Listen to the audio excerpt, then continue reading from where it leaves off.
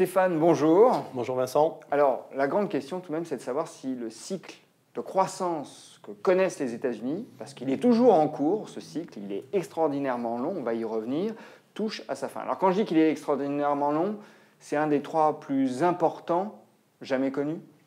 Oui, on est à la 105e, au 105e mois de suite de croissance.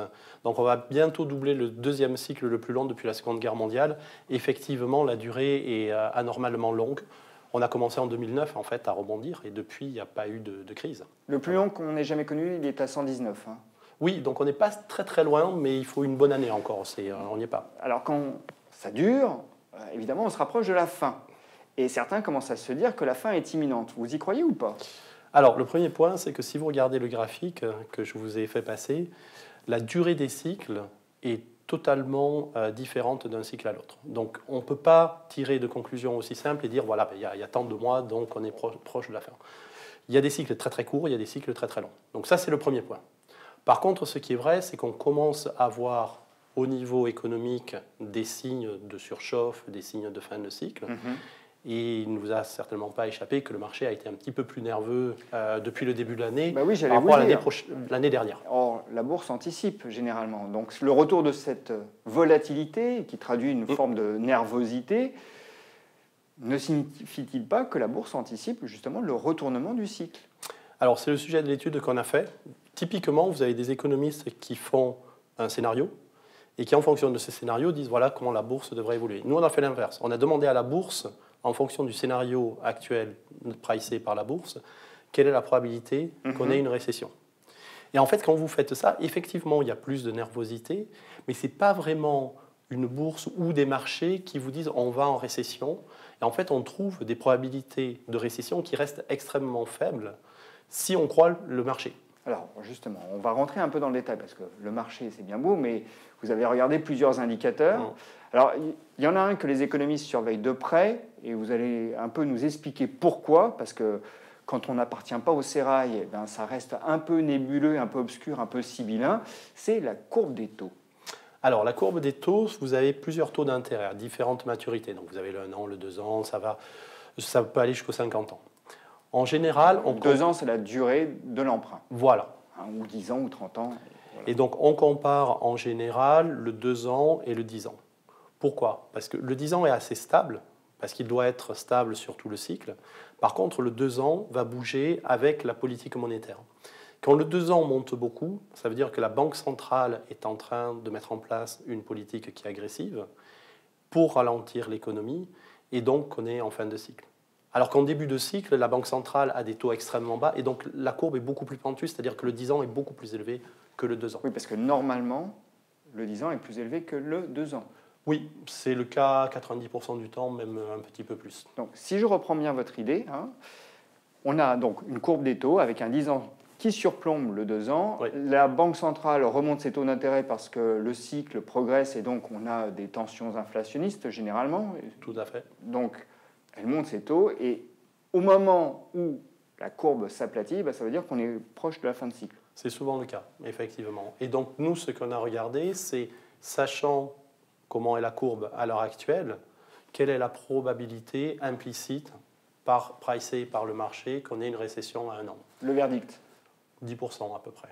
Donc, on a 90% de chances d'éviter une récession dans l'année qui suit aux États-Unis. Mais ça, c'est un indicateur avancé. Il y en a d'autres. Ah oui, alors on a quand même travaillé. On a pris une demi-douzaine d'indicateurs. Donc un autre indicateur qui marche très bien, c'est ce qu'on appelle les spreads de crédit. Alors là aussi, c'est relativement simple. Vous avez les taux sans risque, c'est le taux d'État. Et puis vous avez des emprunts d'entreprise qui sont évidemment plus risqués parce que vous pouvez avoir un défaut. Il y a une différence de rendement entre les deux. Parce que forcément, l'investisseur demande une prime de risque. Un écart qu'on appelle en bon français un spread. Voilà. Plus cet écart augmente, plus ça veut dire que les marchés sont stressés et anticipent catastrophe ou un problème à terme. Et donc, c'est un indicateur avancé qui est relativement pertinent et qui marche bien dans les cycles. Oui, plus on fait payer cher les entreprises, finalement, leur financement, parce qu'on doute de leur solvabilité. Exactement. C'est un indicateur de stress de marché et de perte de confiance sur le cycle. Bon, et on en est où, là ? Pareil, on est autour de 10% en fait. On a regardé plusieurs spreads. Alors, c'est technique, je ne vais pas rentrer trop dans la cuisine, mais On a regardé ça sur les banques, on a regardé ça sur les entreprises les moins bien cotées. Parce qu'on a eu des tensions récemment un peu sur les spreads, tout à fait. justement. Mais la courbe s'est aplatie, donc c'est un signe de récession. Les spreads se sont écartés, c'est un signe de récession. Mais en fait, on partait de niveaux qui étaient très optimistes. On est un peu moins optimiste, mais on n'est pas à un niveau où le marché commence vraiment à paniquer, à dire « Ouh là là, il y a une récession qui arrive bientôt ». Alors, j'ai lu un de vos papiers et vous dites que l'un des autres indicateurs est également la proportion de cyclique dans les titres value, c'est-à-dire dans les titres décotés. Oui. Pourquoi ? C'est un peu la même idée. Si vous avez une valeur cyclique et vous avez très peur du cycle, ça part en récession, etc., vous allez la laisser tomber, cette valeur. Donc, sa valeur va baisser énormément, donc elle va se retrouver parmi les titres les moins chers.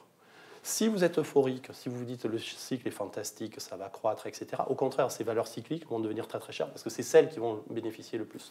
Donc plus vous avez de valeurs liées au cycle qui sont laissées pour compte par le marché, plus ça veut dire que le marché commence à se faire du souci sur le cycle. Et là, ce n'est pas le cas encore. Non. Une fois de plus, tous les indicateurs, on a une demi-douzaine d'indicateurs, il y a un très beau tir groupé autour de 10% de probabilité de récession. Bon, Stéphane, vous êtes en train de nous dire que en gros, la probabilité, vous l'avez dit, est de 10%. Grosso modo. De la fin de cycle. Mais ça ne veut pas dire que ça ne va pas dérailler plus vite qu'on imagine. Puisqu'on a tout de même un certain nombre d'événements qui se produisent et qui n'attendent pas finalement que les cycles se déroulent à leur petit bonhomme de chemin, à leur petite vitesse. Voilà, je cherchais l'expression.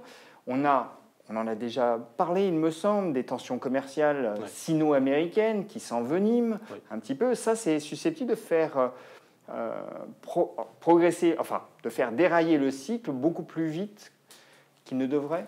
Alors, je pense qu'il y a deux problèmes. Le premier problème, c'est ce dont vous parlez. Il y a le risque politique qui n'est pas pricé parce qu'on ne sait pas le pricer. On ne sait pas prévoir ce que Trump va faire. On ne sait pas intégrer ce risque dans les calculs. Donc forcément, il y a ce qu'on appelle le Black Swan, c'est-à-dire un risque... Le signe noir. Le signe noir, effectivement, en bon français. Un risque qui n'est pas prévu, qui peut arriver. Donc ça, évidemment... Un risque qu'on n'anticipe jamais, mais qui se produit finalement. Voilà. Greenspan disait les risques qu'on anticipe ne se matérialisent jamais, parce que justement, si on les anticipe. Donc en inverse, on peut le voir comme ça. Le deuxième point qui est important, c'est qu'il faut garder à l'esprit qu'on n'a pas besoin d'une récession pour avoir une correction de marché. On l'a vu en février. Il suffit d'avoir justement des investisseurs qui passent de très optimistes à moyennement optimistes, et vous avez une correction qui est relativement forte. Donc on peut très bien se retrouver avec des corrections de marché, ça s'est vu à plusieurs reprises, même des corrections de marché très marquées, malgré une économie qui tient et qui ne passe pas en récession. Est-ce que le resserrement de la liquidité, alors on a évoqué les taux là, mais le resserrement de la liquidité ne pourrait pas provoquer justement ce grand retournement de marché qu'on redoute tous, sachant que finalement on a eu une période assez euphorique où la liquidité était surabondante puisque déversée à foison par les banques centrales et qu'aujourd'hui, eh bien, elle a tendance à se réduire, notamment aux États-Unis, où on est dans un cycle de hausse de taux. On a une grande chance sur ce cycle, c'est que l'inflation ne progresse pas.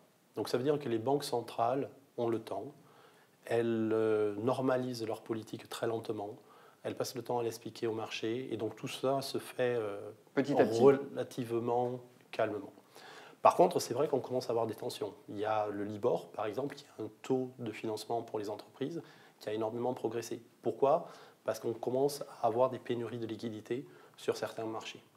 Donc, la réaction à votre question, c'est que pour l'instant, ce n'est pas un problème, mais plus les banques centrales vont continuer à normaliser leur politique, et vous savez que le QE de la BCE sera fini probablement en fin d'année, plus on a des risques de voir des dérapages. Pour l'instant, ils sont réduits à des tout petits marchés.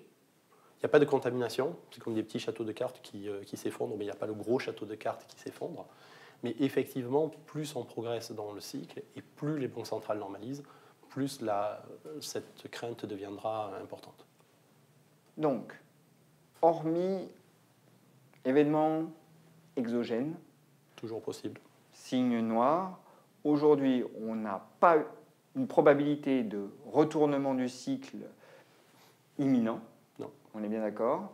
Donc ça veut dire qu'on a encore du temps pour rester sur les actions ?